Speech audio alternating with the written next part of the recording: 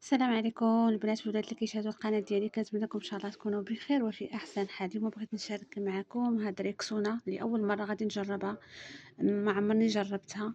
هذه كاتبين عليها اونتي بكتيريال، زيرو بورسون دالكول، ما فيهاش الكول، وانفيزيبل يعني ما مزيانه مع الالوان. فهذه زوينة بزاف وجربتها وحبيت نشاركها معكم، لأني أي حاجة كنجربها كنشاركها معكم. تدوم كاتبين هنا 48 ساعة. زوينة، كتحيد ريحة العرق صراحة وكتهنيك من داك العرق. كما قلت لكم هاد ستيك هادي آه، عمرني ما جربتها. هاد ماركة ريكسونا أول مرة غادي نجربها. كنجرب بزاف وكنشوفها ودائما كنفوتها.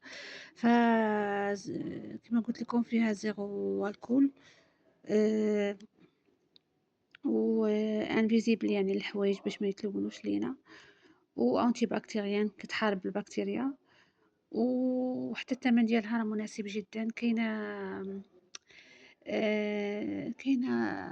كيما ديك العبوة الطويلة اللي كتكون كترش، وهذه بحال الصابونة، فهمتي؟ يعني بحال هكا يعني هذه هكا، ولكن راه فيها واحد الريحة غزالة غزالة البنات، وكاينه حتى ديال الرجال. فيها ريحة زوينة عجبتني، و دوف حتى هي زوينة صراحة. دوف ما نكذبوش بأنها حتى هي راها زوينة وكتعطي واحد المفعول زوين. وأنا هاد ريكسونا دائما كيجيني الفضول باش نجرب شي حاجة جديدة، ما كنبغيش دائما نبقى غادية على حاجة وحدة. دائما كنبغي نجرب حاجة جديدة ونشوف المفعول ديالها واش هادي أحسن من الأخرى. والثمن ديالها 28 درهم باش خديتها. بصراحة عجبتني، زوينة ريحتها، وملي كديريها كتحسي بأن ما ريحة العرق ما كايناش.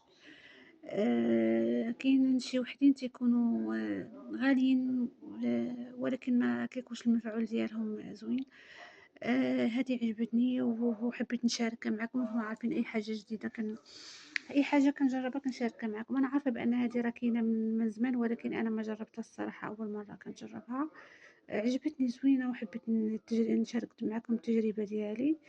الا بغيتو نتوما تجربوها جربوها. راه كاين فيها اشكال متعدده، كاينه الخضراء، كاينه الزرقاء، وهذه انفيزيبل.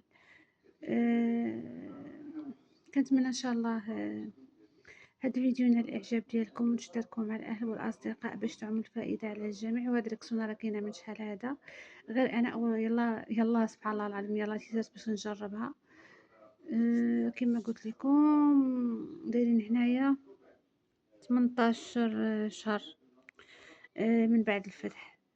وزوينة يعني أنا عجبتني. وحتى نتوما إلا كنتو مجربينها شاركوا معايا التجربة ديالكم وقولوا لي واش راه فعلا كلامي بصح ولا أنا غير كنزيد فيه.